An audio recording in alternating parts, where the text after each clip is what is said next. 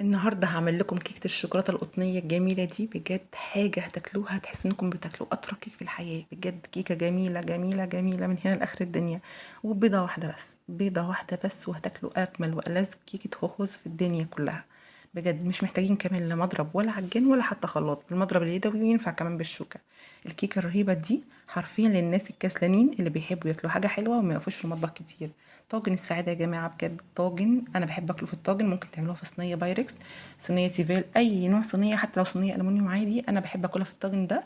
حرفيا ده طاجن السعادة بالنسبة لي. كيكة طرية زي القطن، طعمها طعم الهوز، حرفيا هتدوبوا وانتوا بتاكلوها حقيقي ومش هتتعبوا في شغلها أبدا. يلا بينا نبدأ الوصفة. معايا كوباية ونص من الدقيق، أنا نخلهم مرتين قبل كده، انتوا متعودين عليا دايما بنخل الدقيق مرتين مش أقل من مرتين. ومعايا معلقة صغيرة بيكنج باودر، ونص معلقة ملح زي ما انتم شايفين، نص معلقة مليانة لإبراز النكهات. وطبعا معايا ربع معلقة صغيرة على حرف المعلقة كده بيكنج صودا أو بيكربونات الصوديوم أو كربوناته، أي اسم انتوا عارفينه من التلاتة دول هو ده اللي أنا قصدي عليه. وده ربع كوباية كاكاو خام أسباني، يعني أنضف نوع في الكاكاو طبعا. الكيكة دي يعني كيكة هوهوز فلازم نستخدم نوع من الكاكاو الفاخر. دي بقى المكونات الجافة معانا، وهنقلبها كده تقليبة حلوة كده. وطبعا هندخلها تاني اكيد، بس لازم نديها تقليبه حلوه كده عشان كل المكونات تختلط ببعضيها. ودي مكونات الجافه وهناخدها على جنب زي ما انتم شايفين كده. بصوا بقى هنجيب طبق عامل كده انا بحب الطبق تكون يعني عشان ما يعني اي مفاجاه ما تطرش عليا، فبجيب طبق عامل كده اي طبق عندكم. وحطوا فيه بيضه واحده بس درجه حراره المكان، وظرف فانيليا. مفيش اسهل ولا ألذ من كده. كوباية واحدة من السكر، وممكن بالمعلقة وممكن بالشوكة، يعني احنا مش عايزين لا محتاجينها خلاط ولا عجين ولا اي حاجة، كده تقليب كده يعني كيكة بدائية يعتبر، بس طعمها مش هتصدقوا ان ده ببيضة واحدة بس. نضرب كده لغاية ما اللون يفتح ويهيش. ودي ربع كوباية من الزيت، اي نوع زيت عندكم بس يكون زيت نقي، ونديها تقليبة. برضو احنا مش محتاجين يعني نجود قوي نضرب جامد، يعني ضربتين حلوين كده على قد جهد ايدينا يعني.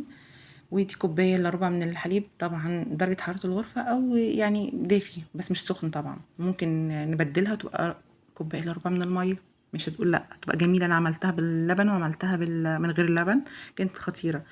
ده ظرف من القهوة سريعة الذوبان، دي بقى مش هتبقى طعمها قهوة، هيبقى طعمها زي الشوكولاتة كده، تبرز طعم الشوكولاتة بجد. يعني حرفيا يعني هتفرق جامد.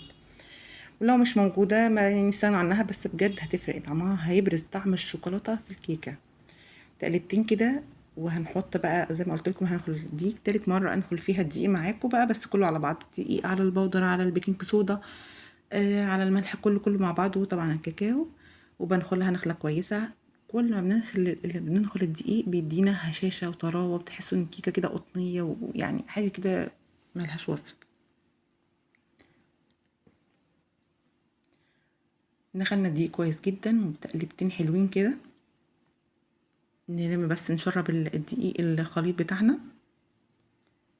كيكه مش محتاجه بقول لكم مضرب ولا عجين ولا حتى خلاط ولا حتى مجهود حتى كمان، يعني شايفيني مش بضرب جامد قوي، يعني حركات كده بسيطه. ده بقى المكون السحري اللي هيخلينا كيكه هوهوز.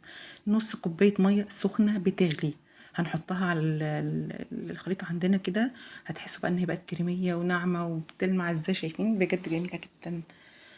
زي ما انتم شايفين هضربها تقلبتين كده حلوين عشان ما يبقاش فيه اي تكتلات. وقوامها زي ما انتم شايفين يعني سايل، مش يعني مش تقيل ابدا. مفيش بقى اسهل ولا ألذ من كده، مالكمش حجه.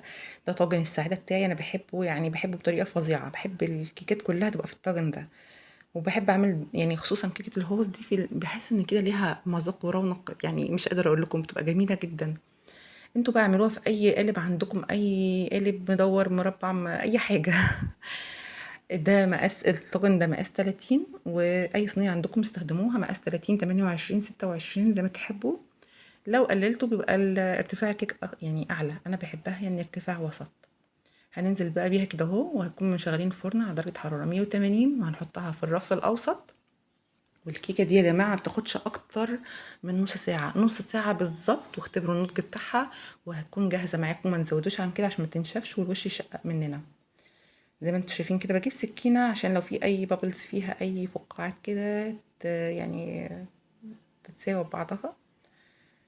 وعلى الفرن مباشرة نص ساعة بالظبط. طبعا الصوص ده انا عملته معاكم قبل كده في فيديو كريب، بس هقولكم عليه. ده معايا كوباية مية عليها معلقتين كريم شانتيه، وعليها 350 جرام من الشوكولاته الدارك، او طبعا ميكس بين الشوكولاته الدارك والحليب.